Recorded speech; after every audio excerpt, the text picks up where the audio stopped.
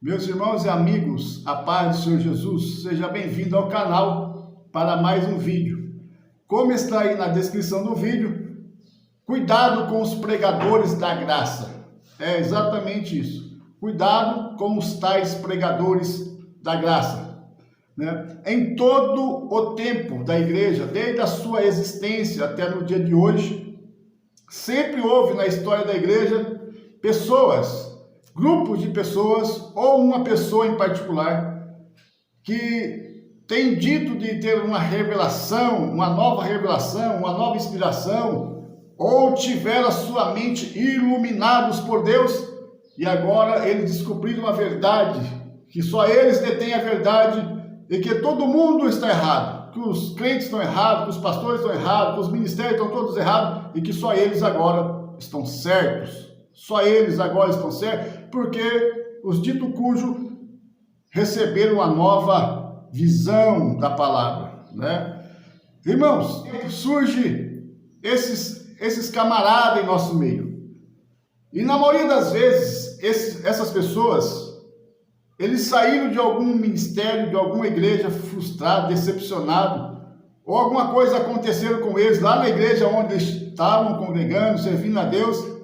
E agora eles saíram, abriram a igreja, abriram um movimento e eles pregam achando que só eles estão com a verdade, só eles que conhecem a Bíblia mais do que todo mundo e que a visão deles ampliaram. Mas quando eu escuto alguns deles pregando, eu vou pontuar algumas coisas aqui que eu discordo. Não porque não está na Bíblia, mas a forma como é interpretado aquilo que eles estão falando. Mas antes eu gostaria de ler um texto bíblico, um texto sagrado. Eles gostam muito das cartas de Paulo. Eles pregam muito sobre as cartas de Paulo. Então nós vamos ler a carta de Paulo, que está lá, segunda carta aos Timóteo, segunda carta a Timóteo, capítulo de número 3, a partir do versículo 1 ao versículo 5, que diz assim: sabe, porém, isto, que nos últimos dias sobrevirão tempos trabalhosos, porque haverá homens amantes de si mesmo, avarentos, presunçosos, blasfemos, desobedientes a pais e mãe, ingratos, pessoas que cospem no prato que comeram, profanos, sem afeto natural, irreconciliáveis, caluniadores. Saíram da igreja e fica falando mal da igreja. Saíram do ministério e fica falando mal de A, de B, falando mal de pastor, falando mal da igreja. Caluniadores, incontinentes, cruéis, sem amor para com os bons, traidores, obstinados, orgulhosos, que acham que só eles têm a verdade agora, mais amigos dos deleites do que amigos de Deus. Olha o 5º versículo que diz: tendo aparência de piedade, mas negando a eficácia dela, desses tais foge.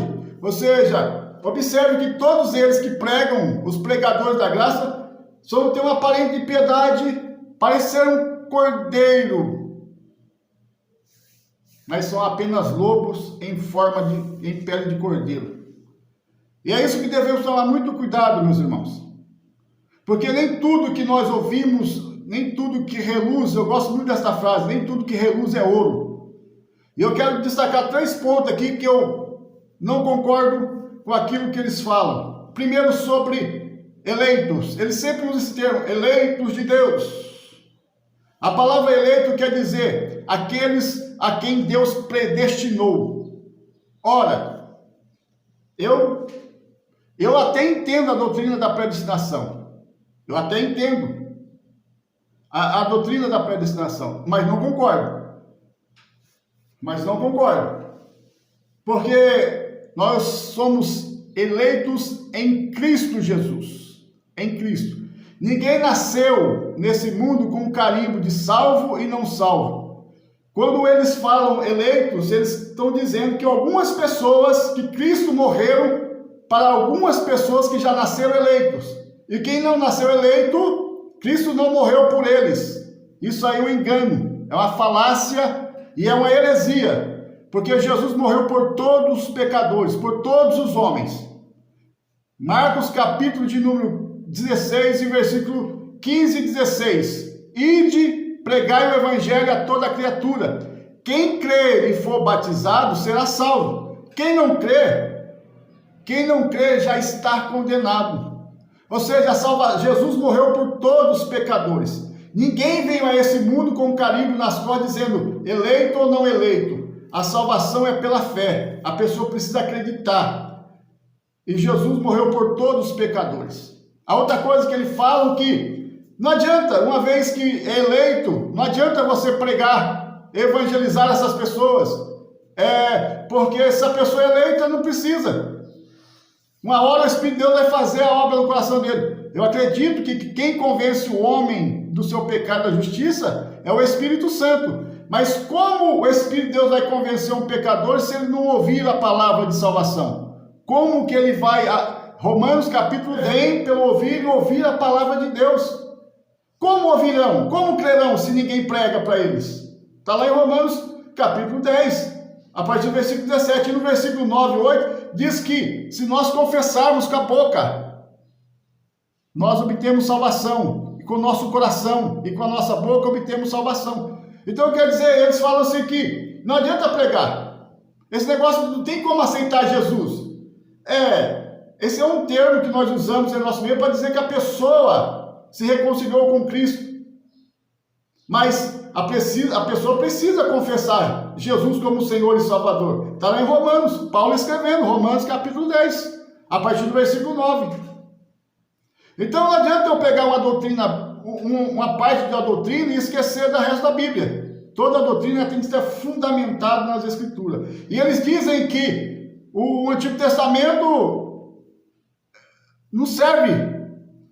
Eles dizem que só as cartas paulíneas que servem para a igreja no dia de hoje, porque lá está na lei, a lei já passou. Ora, mas quando eles vão usar argumento para dar sustentação do argumento deles, eles recorrem ao Antigo Testamento. Como pode? Ele só usa a carta paulina, mas quando precisa sustentar algum tipo de argumento, eles pegam algum versículo isolado lá do Antigo Testamento. Como pode usar? Então a gente tem que ser coerente. A salvação é para todos. Nós somos eleitos em Cristo. Como somos eleitos em Cristo? Eu vou explicar isso aqui bem em forma simples para todo mundo entender. É a mesma coisa eu pegar um ônibus aqui na rodoviária de Campinas com destino. Esse ônibus vai sair da rodoviária de Campinas e o destino dele é a rodoviária do Tietê em São Paulo. Ele vai sair de Campinas para parar lá na rodoviária do Tietê, em São Paulo. Ponto. Eu peguei o ônibus aqui em Campinas. Ele está predestinado para ir para a rodoviária do Tietê, em São Paulo. Mas se eu descer no meio do caminho, o ônibus vai continuar seguindo. Quem não vai chegar em São Paulo vai ser eu, mas o ônibus vai chegar lá na rodoviária do Tietê, em Campinas. A mesma coisa, a nossa salvação em Cristo. Enquanto nós estivermos em Cristo Jesus, nós estamos indo para o céu. Se sairmos de Cristo, irmão, não tem salvação. E eles dizem, mas a salvação é da mente. A salvação é da mente. Essa salvação é da mente. Ora, Jesus veio para salvar a mente, o corpo, a alma, o espírito, veio salvar o homem, no completo, no todo. E para começar, a mente, a palavra mente vem do grego psique. Psique no grego quer dizer alma. Então Jesus veio para salvar a alma do homem, que é o que nós chamamos de mente, que é o nosso psique, que no grego quer dizer mente, alma. O psique quer dizer alma no grego. Ou seja, Jesus veio para salvar a alma, corpo e espírito. Ele veio salvar o homem por completo. Ele não veio salvar o homem pela metade. Eles dizem que não tem inferno também. O inferno é a invenção do homem e da religião. Eles dizem que o inferno não existe, que é uma invenção dos pastores de religiosos para manter sua receita, para aprisionar o povo com medo de ir para o inferno. Ora, como pode? Jesus foi o que mais pregou sobre o inferno. O que mais falou sobre o inferno foi Jesus. Ora, quem que tem mais palavra? Quem que está falando a verdade? O pregador da graça ou Jesus que disse? Quem que? Ora, eles dizem que não tem inferno, que isso aí é uma ilusão de pastores para aprisionar as suas ovelhas, para arrecadar, para gerar receita. É? Mas Jesus foi o que mais pregou sobre o inferno. Foi Jesus que mais falou sobre o inferno. Quem tem a palavra? Quem está falando a verdade? Jesus ou eles? Isso é muito interessante. Mas o inferno não foi realmente feito para o ser humano. Não, é verdade. O inferno, o lago de fogo, não foi feito para o ser humano. O lago de fogo foi feito para Satanás e para os seus demônios que se rebelaram contra Deus. Mas infelizmente, todos aqueles desobedientes que estão em rebelião contra Deus, infelizmente vai para lá também. E se não tomar cuidado, até os pregadores da graça podem ir para lá também. A segunda coisa, não menos importante, que eu quero falar rapidamente, é a questão de orar. Eu ouvi o cara falar assim que não adianta nós orarmos. Olha que aberração, isso é uma aberração. Ele falou assim, orar, por que orar? Sendo que tudo a respeito da minha vida já está escrito, Deus já escreveu, já tem um livro escrito tudo ao meu respeito. Então, se eu orar não vai mudar nada. Ué, quem disse que não? Jesus disse que nós devemos, ensinou a gente a orar. Jesus foi o que mais orou, que ensinou a gente a orar. Paulo, você que gosta de Paulo em todas as suas cartas ensinou a igreja a orar. 1 Tessalonicenses, você conhece o versículo de cor? Orai sem cessar. Efésios capítulo 6, versículo 18. Orando em todo o tempo com súplicas e orações por todos os santos. E assim vai. Todas as cartas paulinas vão incentivar a igreja a estar orando. Como que não adianta orar? Como que não adianta orar? Orar ainda é uma ferramenta muito importante. A terceira coisa que eu quero falar é sobre o dízimo. Eles falam que dízimo é uma aberração. Eu ouvi um camarada dizer, dízimo é uma aberração porque está na lei. A aberração é você falar uma coisa dessa.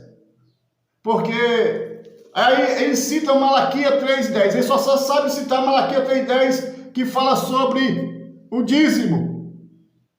Mas o dízimo também não, a 10ª parte também não era alimento, era cereais que era levado no templo. É verdade. Mas por que era de cereais? Porque naquele tempo não tinha dinheiro, não tinha papel, não existia dinheiro como nós conhecemos hoje. Isso é fato. Como que eles iam levar algo que eles não tinham? Eles tinham que levar o que tinha. É aquilo que eles escolhiam. É daquilo que arrecadava. Gênesis capítulo 14. A partir do versículo 18, quando Abraão encontra com Melquisedeque, aproximadamente 500 anos antes de Deus dar lei para Moisés no deserto. A Bíblia diz que Melquisedeque abençoou Abraão e Abraão deu dízimo de tudo. Está lá em Gênesis capítulo 14, versículo 20. Então como pode ser uma aberração que está na lei, se o primeiro exemplo de dízimo na Bíblia está antes da lei? Em nenhum momento, nas cartas paulinas, ele pregou contra o dízimo. Nem Jesus pregou contra o dízimo. Por que nós, como você pode pregar contra aquilo que nem Jesus e nem Paulo pregou, ensinou? Porque você teve uma nova visão? Ou porque, como está escrito Paulo dizendo aqui, avarentos. Ninguém é obrigado a dar dízimo. Aliás, ninguém paga dízimo. Ninguém é obrigado a devolver o dízimo. Se devolvemos, é por fé e por gratidão a Deus. Se devolvemos o dízimo, é por gratidão e por fé. Mas ninguém é obrigado a dar. Ninguém é obrigado a devolver. Fazemos por amor à obra de Deus. Quem faz por amor à obra de Deus. E que Deus abençoe você que está assistindo, e que é dizimista, que Deus te abençoe. Dito essas coisas, irmãos, tome cuidado. Sabe por quê? O versículo 5 eu vou ler novamente. Mas antes de eu ler o versículo 5, eu vou pedir para você se inscrever no canal e compartilhar esse vídeo. Eu sei que é polêmico, mas compartilhe esse vídeo. Versículo 5 da segunda carta a Timóteo, no capítulo 3, versículo 5. Tendo aparência de piedade, mas negando a eficácia dela, afasta-te desse, afasta-te. Que Deus tenha misericórdia da alma deles e tenha misericórdia daqueles que ouvem eles. Que Deus te abençoe poderosamente em nome de Jesus.